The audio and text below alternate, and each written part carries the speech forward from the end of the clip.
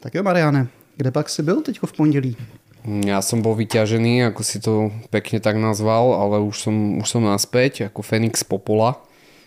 Takže všetci poslucháči, ktorí ste sa tešili, konečne začína zábava. No, tak to jsem teda zvědavý, jestli ta zábava opravdu začne. No. Určite. Tak tohle byla sračka. Vždycky ty začátky jsou takový. Čo? Však ja som to mal dobre. Ja neviem. Ježišmarja, ty seš fakt dneska v podiu. But that's simply not possible. Why isn't it possible? It's just not. Why not, you stupid bastard?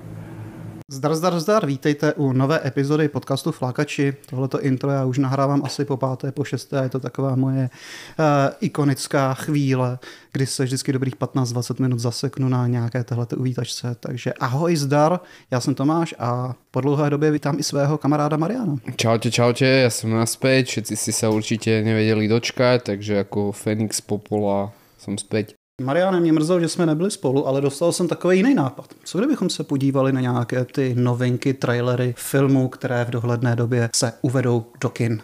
A že bychom si dali právě nějaké ty první dojmy, jestli se na to budeme těšit. Určite, dajme si to, bude to zás nový zaujímavý koncept, ktorý môžeme vyskúšať a poďme do toho.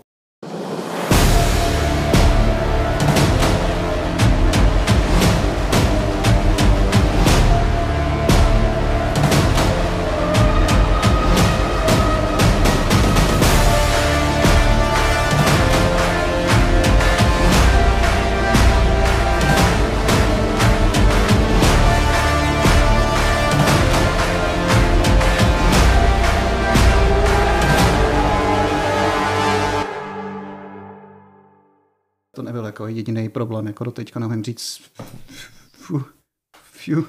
Furiosa. To nie je Furiosa, to je...